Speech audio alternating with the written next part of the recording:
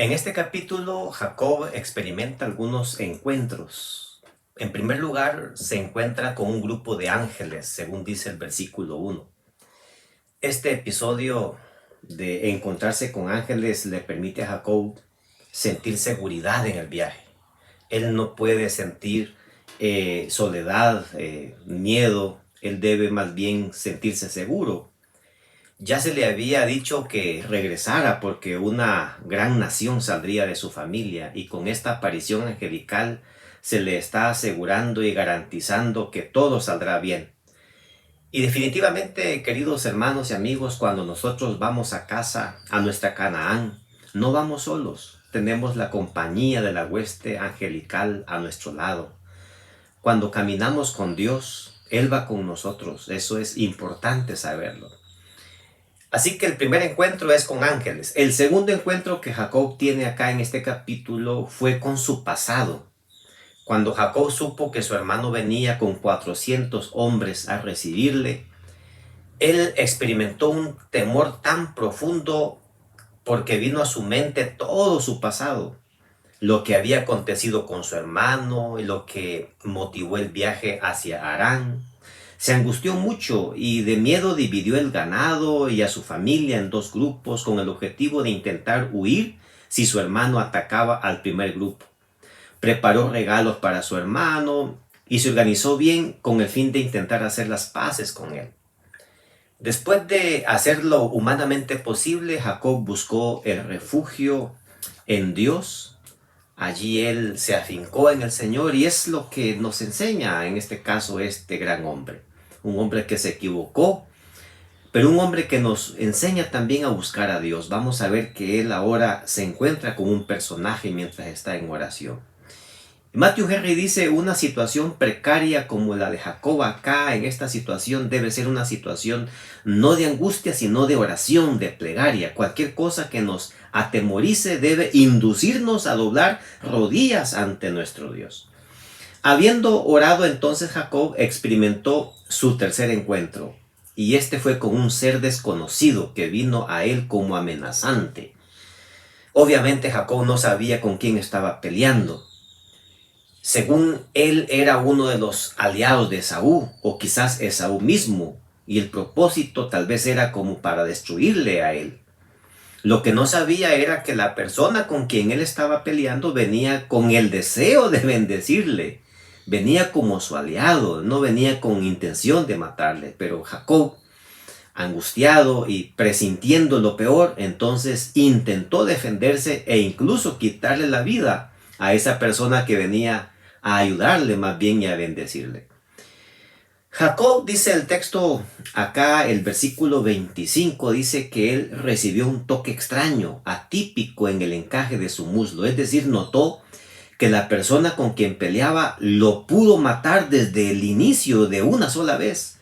Y sin embargo, solo le dio un toque suficiente para dejarlo cojeando. Así Jacob entendió que su oponente realmente era su amigo, era su aliado, era Dios mismo, no era un ser humano.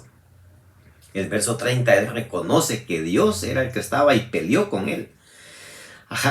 Ahora Jacob experimenta su último encuentro, y este encuentro es un conflicto consigo mismo. Él se da cuenta que no ha podido olvidarse y desconectarse del pasado.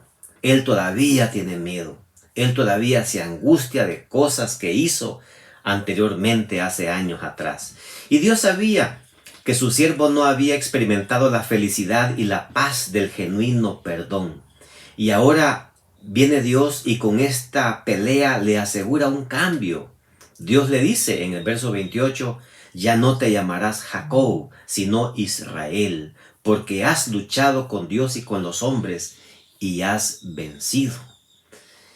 Acá vemos un cambio de nombre. Todos sabemos que en la Biblia el nombre figura el carácter de la persona, la forma de ser de la persona. Jacob simbolizaba lo que él era, un engañador, un suplantador, pero Israel significa vencedor. O sea, el mensaje era: mira Jacob, tú antes eras un engañador, pero has vencido. Ahora ya no eres la misma persona, debes entender que ahora eres distinto. Pero tú tal vez no lo sabías, Jacob. Por eso yo he venido a confrontarte con tu pasado, también con tu presente, y vengo a decirte que ya no eres Jacob, ya no eres lo que antes eras, has madurado, ahora eres diferente, ahora te llamas Israel, porque tú has vencido. Cuando nosotros tenemos un encuentro con el pasado y con nosotros mismos, no nos queda otra cosa que tener un encuentro con Dios también, así como lo tuvo Jacob, con el propósito de nacer de nuevo. La Biblia nos habla del nuevo nacimiento, de dejar atrás todo el pasado y ahora ver las cosas de una forma distinta, desde una perspectiva diferente, desde el ojo, como Dios lo ve, así quiere que lo veamos nosotros. Y todos podemos llegar a ser nuevas personas, olvidándonos del pasado. En la Biblia encontramos a distintos personajes que eran una cosa y después fueron otros. Por ejemplo, Saulo perseguía y luego se convirtió en un Pablo, sembrador de iglesias, predicador del evangelio. A un Nicodemo que no era feliz siendo dirigente de iglesia y ahora se le invita a nacer de nuevo y se convirtió en un discípulo de Jesús. Vemos a un Zaqueo, por ejemplo, que probablemente era ladrón y se convierte ahora en un hijo redimido por la gracia de Dios. Y así en la Biblia hay distintos personajes que fueron una cosa y llegaron a ser otra cosa gracias al poder de Dios. No hay nada en uno que pueda hacerlo cambiar. Es Dios desde afuera.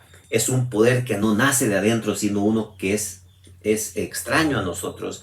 Y desde ese poder nosotros podemos ser transformados. ¿Quién eres tú? ¿Quién eras antes? ¿Y quién eres ahora?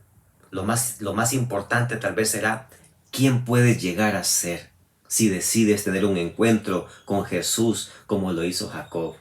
Yo te invito a que todos los días busques a Jesús. Esmérate, esfuérzate de que tu primer trabajo sea tener un encuentro a solas con Jesús. Que Dios te bendiga.